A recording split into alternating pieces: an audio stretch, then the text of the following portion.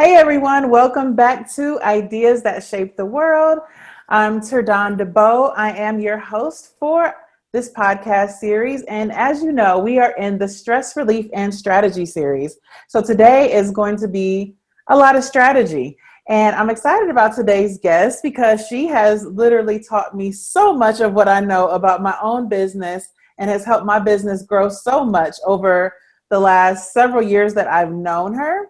So this is Amanda Goldman-Petri, and she is the CEO of Market Like a Nerd and has been featured in Forbes, Fast Company, Founders Magazine, Huffington Post, Entrepreneur on Fire, and is notable 30 Under 30, who built her business by launching a scalable authority campaign in 1 month and generating $500,000 from her efforts. After overcoming poverty, child abuse, rape, teen pregnancy, and near death, she wanted to be done with having to fight for a good life and decided to quit her after graduate school plans and start her own digital marketing agency with little to no savings and only 6 months of experience in marketing under her belt.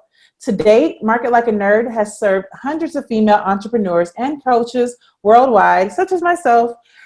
Welcome, Amanda. Hey, thanks for having me. I'm so excited.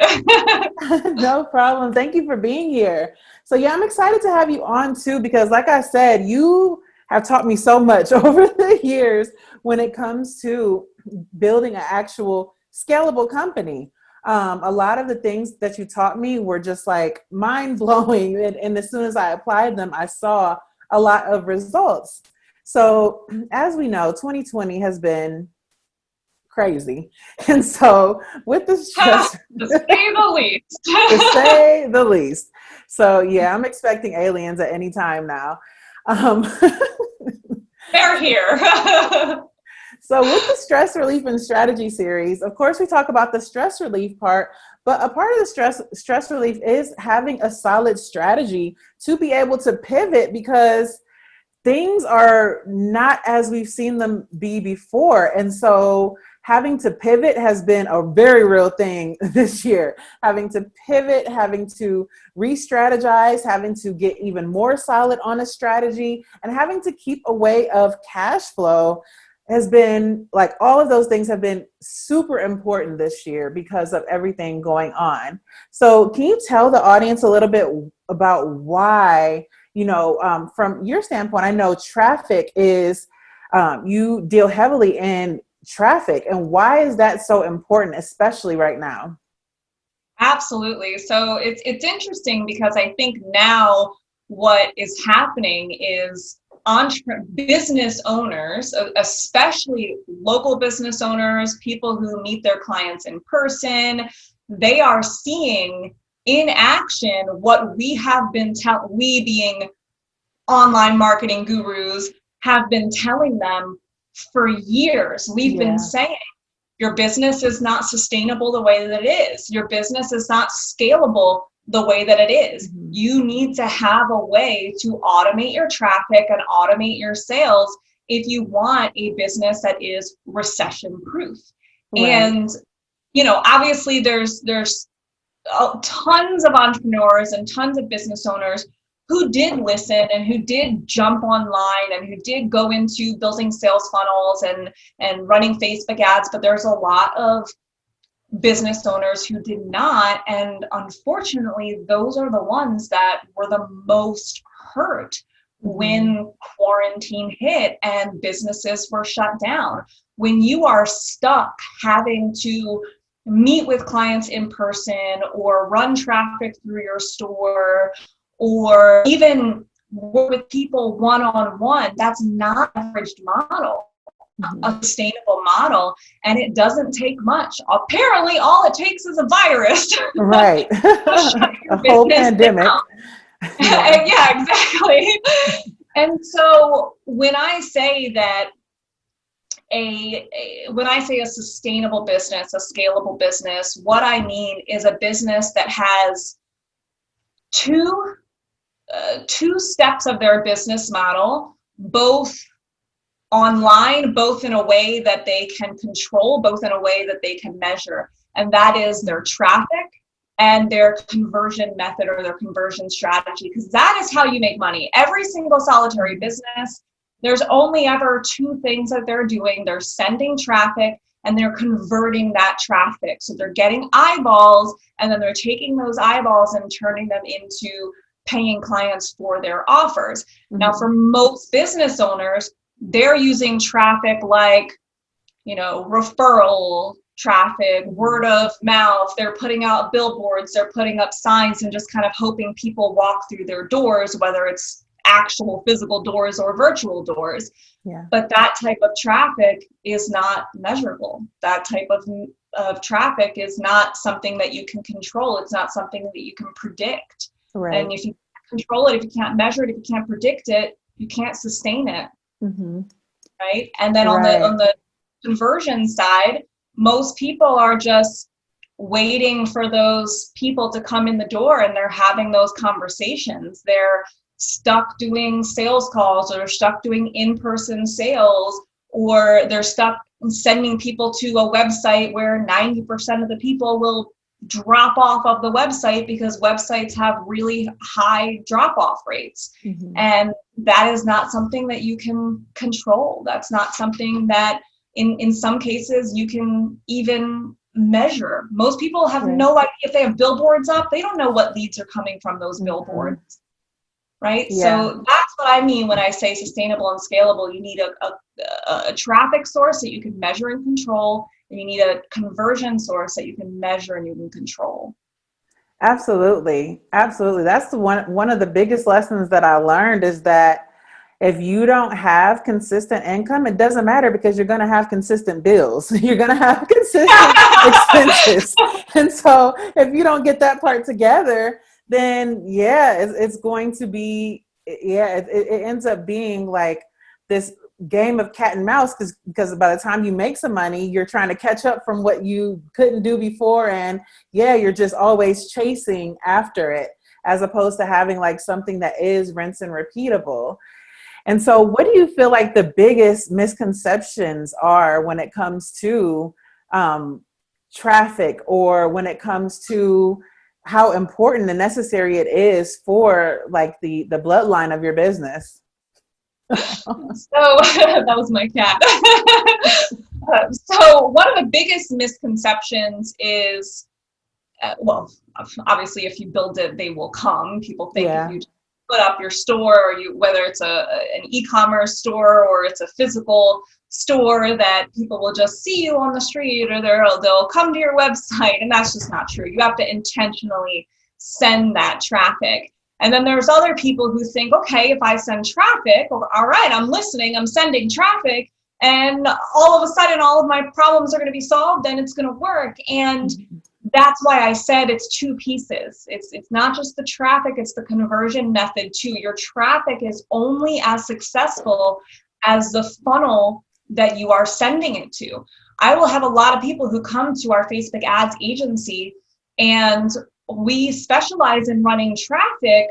But if you come to us and all you have is a generic website, like an informational online brochure, you're going to waste money on ad spend. You really are, because you're going to be spending money on the ads, and the data will tell you. You'll be able to see it when you start running the ads to something that is not converting, a funnel that's not actually working, a website that doesn't actually do anything for your business. You'll see it in the data, because the ads will say, okay, you're getting a great cost per impression, you're getting a great click-through rate. You might even, if it starts with a free gift, you might even be getting a good cost per lead. But then after that, you won't get anything else. You won't get calls, you won't get sales, you won't get clients coming through the funnel, and it'll be because the traffic's working, but the funnel is broken. So you really have to have both. It's not enough to have a website. It's not enough to have an online informational brochure. You have to have an actual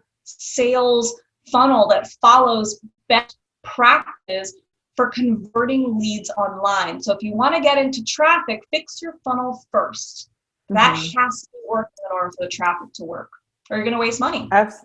Absolutely. Absolutely. I agree. And I think that people don't understand, because even I didn't understand at one point how many moving parts there are to a funnel, because people think as soon as you set up a funnel, like, okay, well, what's the problem? Like, I set it up. Why isn't it working the way I want? But it's like, in order to actually figure out what's going on, there are so many moving parts that you can't just say, like, it takes time to figure that part out.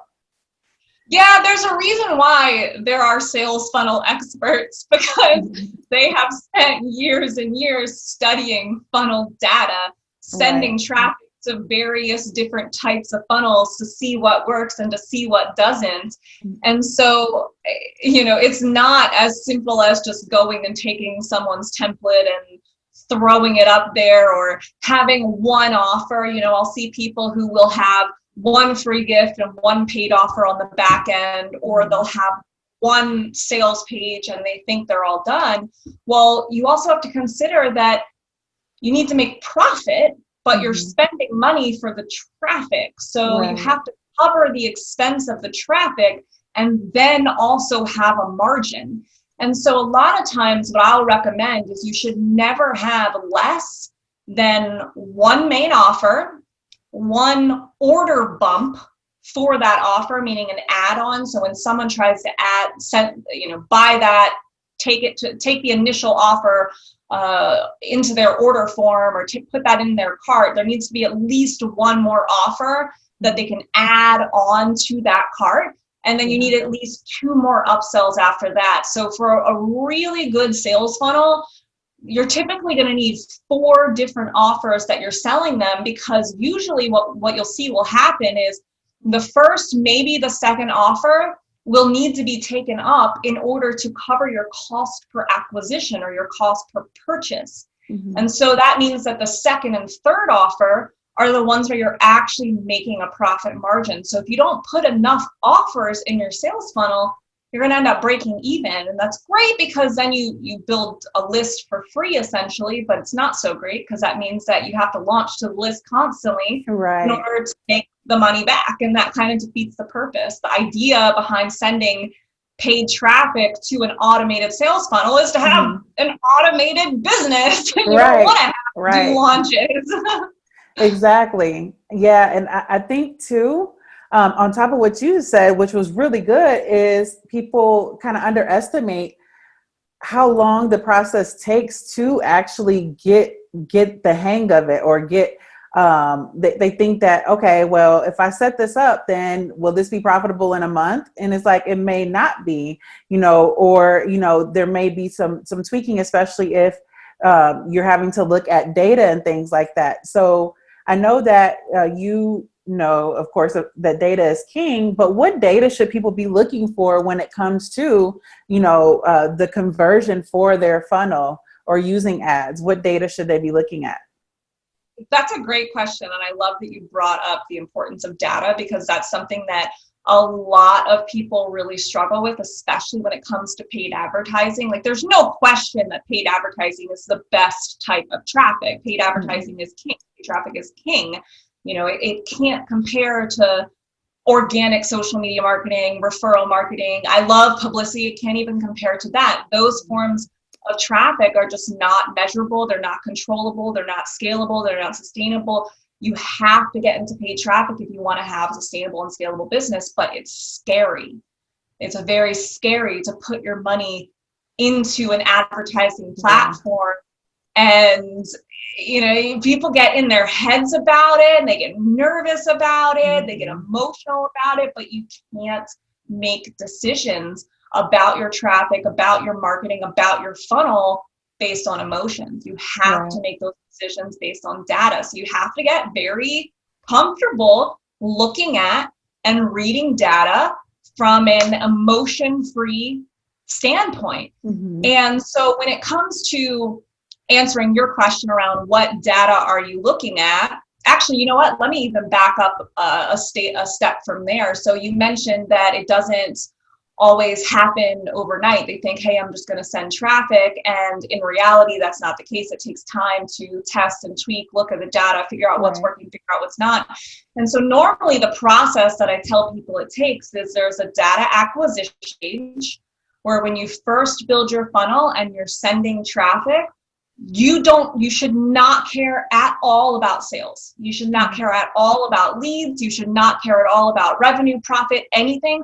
The sole purpose of that first period is just purely data acquisition, getting numbers on every single stage of your funnel, getting your cost per impression in your Facebook ads, getting your click-through rate in your Facebook ads, getting your cost per lead on the funnel side, getting all of the conversions on each page of your funnel, each bump in your funnel, each order form on your funnel. Every single solitary step of your funnel has its own conversion percentage, and you need all of that data plus your cost per purchase or cost per acquisition.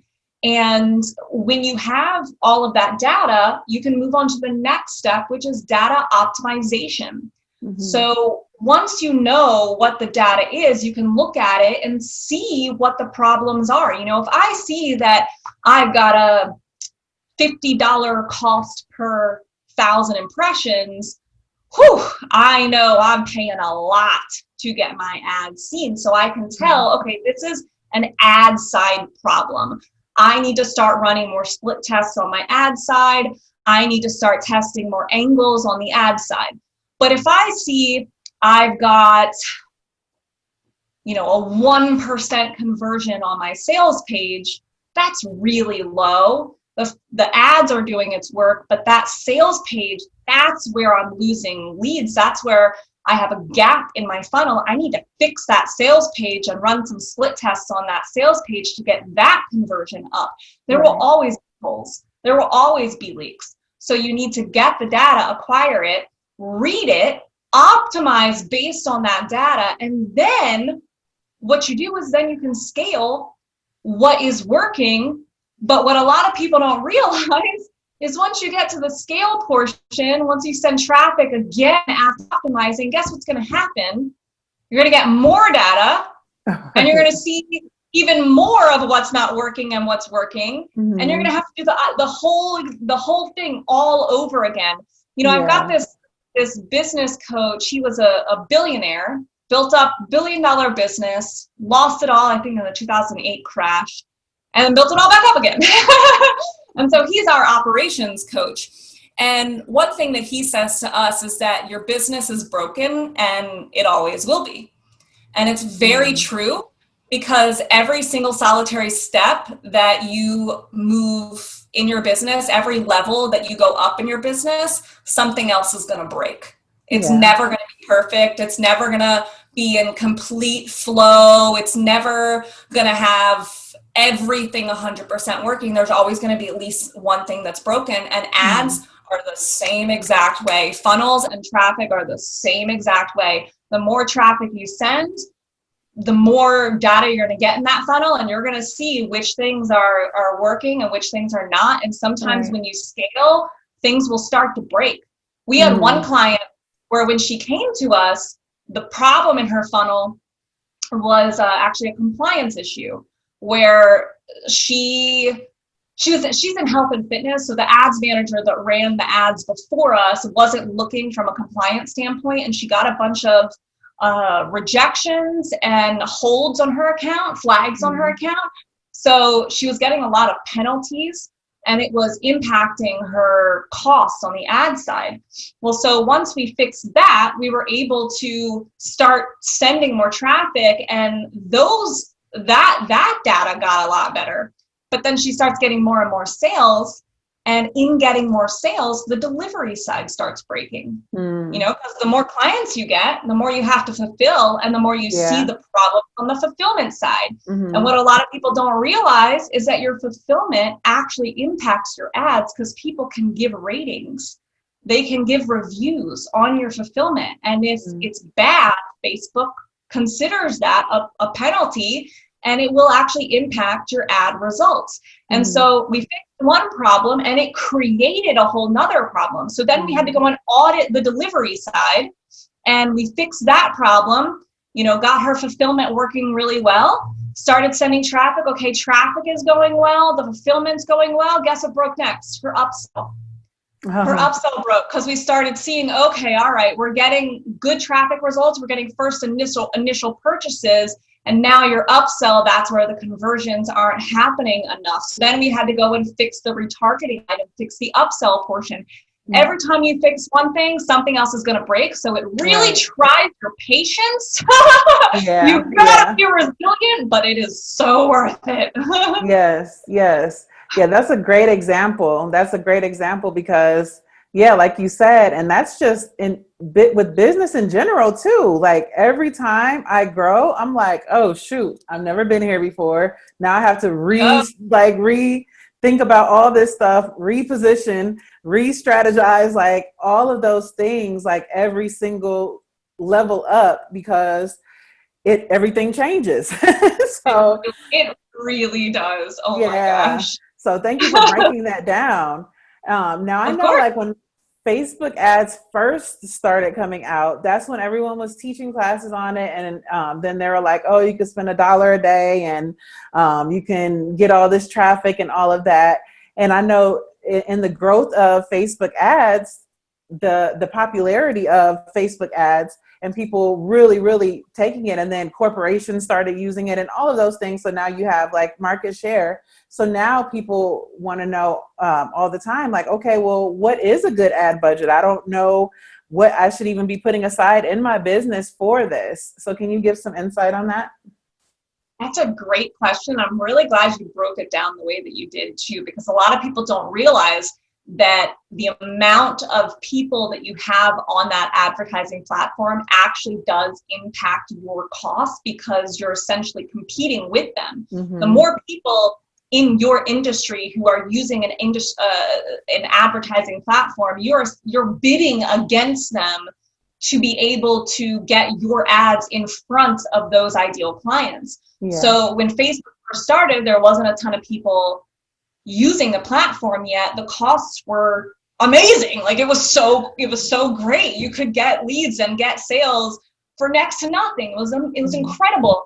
And then everyone started jumping onto the bandwagon because they saw that they were getting results. People started listening to the online marketers when we said, hey, you've got to be on this platform. And so it started getting way more competitive and the costs Mm-hmm. all started skyrocketing. Still very possible to create profit margins, to create self-liquidating funnels, to completely automate your sales and lead generation on the platform, but more competitive. Yeah. With quarantine, so when the virus hit, there were a lot of businesses that were shut down, and there were a lot of corporations, big players in the advertising world, that came off of the platform. There's also some political moves that are happening on the Mm-hmm. platform as well, where people are taking a stand against Facebook and they're pulling all of their advertising dollars off of Facebook as a way to make a political standpoint. And so what that ends up doing is it ends up taking away the competition and driving those costs back down. So right Yeah. now we're seeing some of the same results that we used to see years ago when Facebook first started. So lead costs and ad costs are dramatically lower right now. If you were ever going to get into funnels and paid traffic, now would definitely be the best time to do it. Yes. And when it comes to the budget that you should bring, obviously what I'm about to say is very templated. And if you wanted me to give you a specific budget for your specific business, I'm going to need to look at your specific funnel. I've got like a whole system that I use where I'll make a funnel sales calculator for every single solitary step of your funnel. And I'll put in, okay, this is probably what this will convert at. This is probably what this will convert at, just based on industry standards. And then we can play with income goals and ad spend with that calculator. But without knowing any of your listeners, businesses or funnels or anything like that, in general, I would never even waste my money if I'm going to spend less than $500 a month. Mm-hmm. It's not worth it because you're not going to be putting in enough spend to get enough data to be able to optimize appropriately. And in some cases, you actually need to spend a certain amount to hit a profit margin threshold. So if you were going to spend less than $500, I'd say just save your money, put it into your funnel, and come back to Facebook ads when you actually have a budget for it. $1,000, $1,200 is a really good starting point. Like I would say $500 a month is the absolute minimum. $1,000, $1,200 is a really good starting point. We like to spend about that in a week or two when you first start a funnel, just so you can get a ton of data really, really quickly, because the faster you get the data, the faster you can optimize and the faster that you can scale. But we have clients who spend tens of thousands of dollars. And the idea is that if you're making money from the funnel, why would you stop putting money in? If it's making a return, you just keep putting your advertising dollars in it. The problem is, again, people get emotional about it. They get scared. And if you want to succeed in business, you have to stretch those risk tolerance muscles. I have a very, very high risk tolerance. I have a high risk threshold. And so I do a lot of risky things in my business, but because I do that, I end up getting the data that I need and the practice that I need, the trial and error that I need in order to make things work in my business and make it work a lot faster. Yeah. This is definitely not the place for people who like to play it safe. Yeah. Entrepreneurship as a whole is not a place where you want to be if you want to play it safe. So thank you for breaking that down, because that is so true. Is like having to manage expectations when it comes to ads. I've even had to learn that myself, like manage your expectations, because it's just like any other thing that you want to go well. It's not necessarily the fastest path. Like, it's just not the fastest path. Like, things that you want to go really well, if you think about how many times Michael Jordan had to practice in order to be good enough to like hit some of the goals and the levels, but because of that, like he did the practice and he looked at his data and his numbers, and from there he optimized basically his moves. And talk that to me. he optimized his moves, and then he came back even harder, and he put the sweat equity in order to achieve the results. And so with business as a whole, it's a long game. It's not a short game. It's not a game for the week. It's something that you're doing to build a legacy. And so you have to treat it as such, because everything in regard to all of this has to be respected. You have to put some respect on it because of all of the moving parts that go into making this happen. So I appreciate you for breaking that down. You know what? I've got to give you major kudos, because you are one of the, you talked about how I've helped you do this, I've helped you do that, but you are an incredible client, an incredible entrepreneur, in that you not only are you willing to put in the sweat equity, but you also are a long-term visionary, and you have the ability to look at the long game down the road. What is this all leading to? What is the potential that this could create in my business in the long run? Mm-hmm. And that is something that some entrepreneurs and some business owners really struggle with, because they're so drowned in how they feel right now, what they want in this moment, and their desired outcomes for the short term. But I've said it before, I'll keep saying it. What works in the short term does not work in the long run. You know, in the short term, it probably works to go, and well, not probably, I know it does, because I used to do this. I made this mistake when I first started. In the short term, you'll make more money if you go and you start selling 1,000,001 different offers, because then you have more things for people to buy. And if you just keep doing launch after launch after launch after launch, putting out offer after offer after offer after offer, you're gonna make money. Like my $500,000 launch that you talked about in my bio was $562,000 in just a couple months. And I was, 25? I don't know. The time passes so quickly. Yeah. I'm getting old. Yeah. That was, that was based on me just throwing out tons of offers and using a manual launch model with tons and tons of launches and upsells. Yeah. And that was great to get money in the short term. But what happened was I got burnt out because launch is exhausting. And I ended up having way more to fulfill than I could possibly handle delivering. Yeah. And so it created this really uncomfortable scenario where, yes, I had money, but I also had a lot of responsibility in the delivery side than I could keep up with. I ended up having to hire more team, and that reduced my profit margins. And it was just this really sticky, unsustainable, definitely not scalable situation. Right. And so that worked in the short term. But when I started thinking, okay, Amanda, you need to think about the long run here.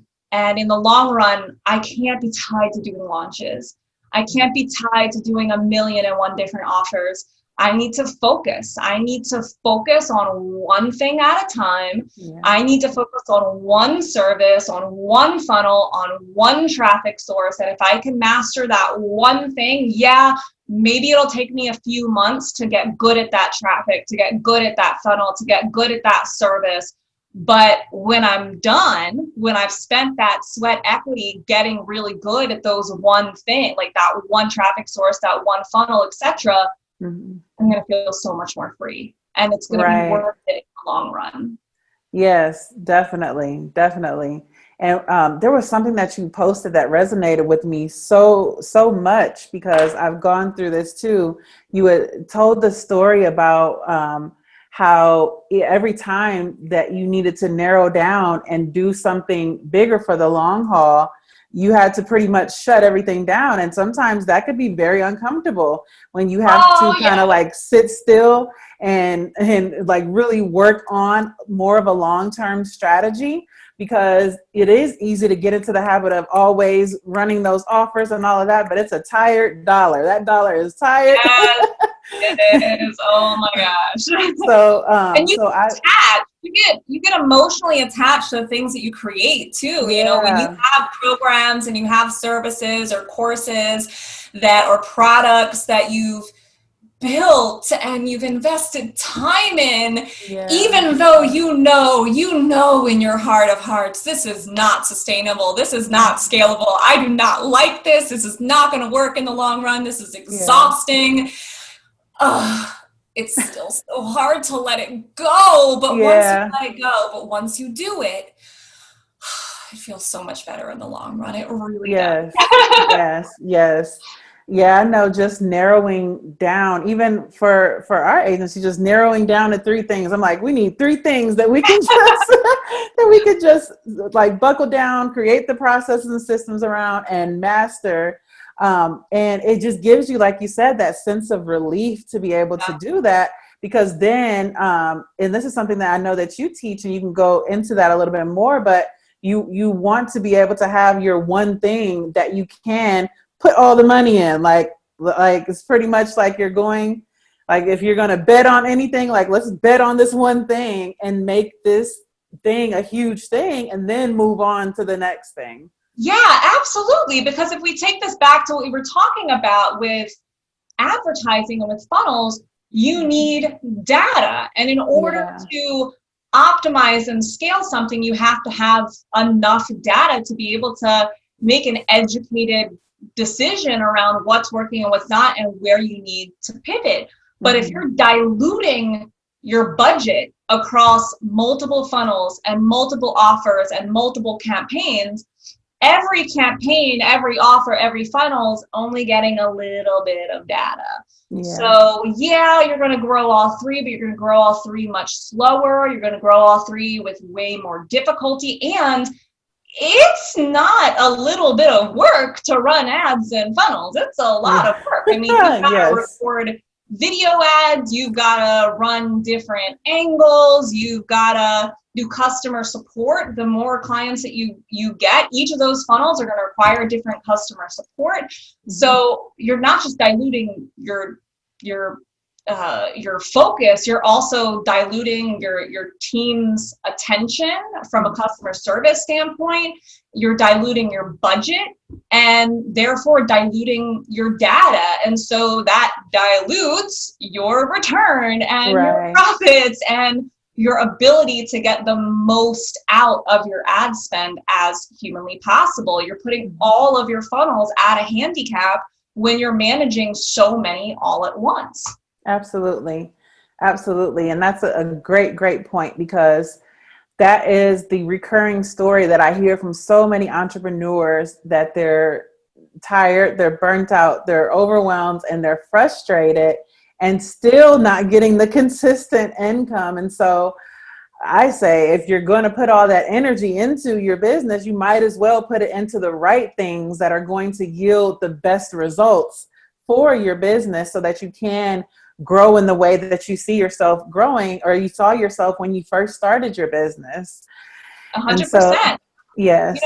The problem is that what you just described is very hard for most people, not even just entrepreneurs, business owners, because it takes so much patience and it takes so much resilience, and it takes an ounce of faith.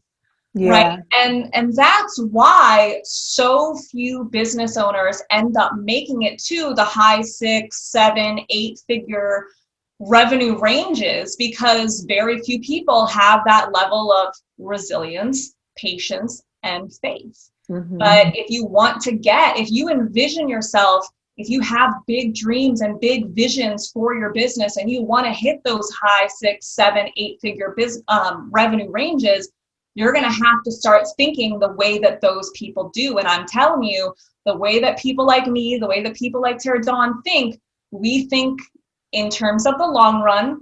We think, what's the smartest approach here? What's the most sustainable, scalable approach here?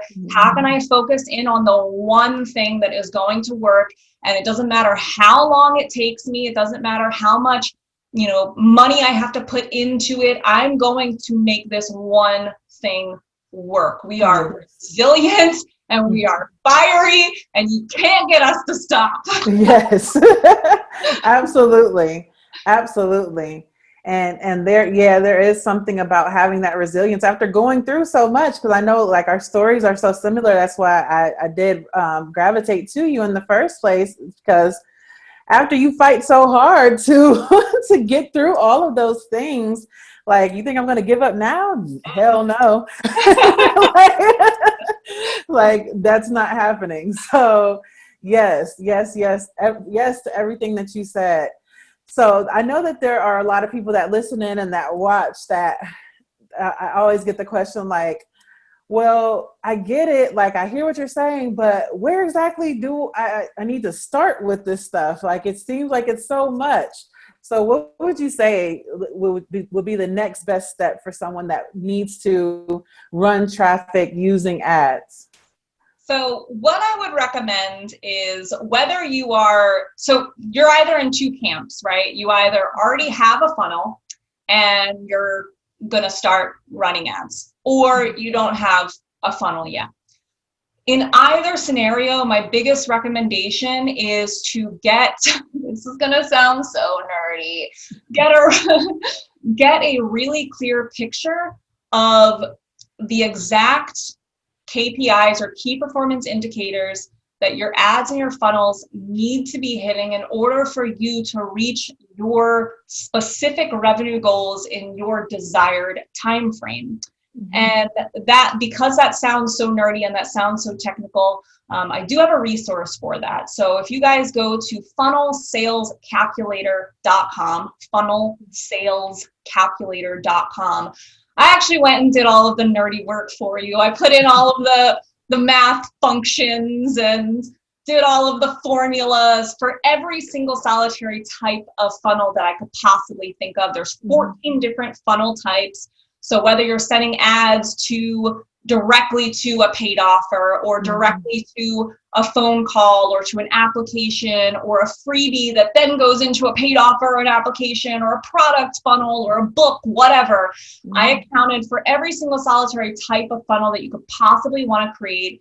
And I set up these calculators. So all you have to do is put in how much money do you want to make, how quickly do you want to make it? So what's that time frame look like for you? And how much ad spend do you have to actually spend? And it's going to spit out those key performance indicators that you're going to need to hit in your funnel and in your ads. So it gives you a very realistic idea of what to expect for your different funnel types. And the reason why this is so great is because if you don't have a funnel yet, you can compare all the calculatthis. It'll auto put it out for all of the different calculators. That is genius. First Thanks. of all. And this is why I rock with you. I need some spreadsheets and some math. What can I say? You're great at it. I was one of those kids. I went to Johns Hopkins, right? I went to Johns Hopkins University. And I didn't take a summer off. Every single solitary summer, I was taking extra classes. I legitimately took calculus at Johns Hopkins during the summer, and I got the highest grade in the entire class. Wow. So I use that, man. I use those math chops when it comes to funnels and ads. Yeah. It comes in handy. But I know that's how you market like a nerd. Obviously not everyone. Yes, marketing like a nerd. But not everyone is like that. Not everyone likes math the way that I do. So I did the work for you. And if you don't have a funnel yet, put in your income goals, put in your desired turnaround for when you want to hit that goal, put in your ad budget, and then you'll be able to compare every single solitary type of funnel and see which one is estimated to give you the highest return on ad spend. That way you can make the most educated decision about which funnel you should actually be creating in your business. And if you already have a funnel and you're about to go run ads, you find your funnel in the tab and you put in, again, your income goal, desired turnaround time, ad spend, and now you have something you can give to your ads manager and say, hey, here's the KPIs I need you to be hitting. This is what I need you to be reporting on every single day, every single week. So you have very clear desired outcomes for every single solitary step of the funnel. So again, funnelsalescalculator.com. That's my recommended first. That was worth the price of admission right there. You guys make sure that you go check that out. If you don't have a funnel, if you do have a funnel, that is an amazing resource. So I really hope that you wrote that down. And I hope that you wrote down all of the nuggets and gems that Amanda gave, because this is how you're going to win with everything going on right now. Like, the future is now, and you're going to have to pivot, and you're going to have to strategize, and you're going to have to run traffic the right way so that your business not only survives, but it thrives during this whole pandemic. And that's what you really want to happen. So I thank you so much, Amanda, for being here, for breaking all those things down and adding so much value to today's podcast. Of course. Thank you for having me, and thank you guys for listening. No problem. So you guys know that wherever you're watching this, if you're watching this on YouTube, if you're looking at this, or if you're listening to this on any one of the platforms, make sure that you subscribe, make sure that you share it. And until next time, we'll see you later. Bye. Bye.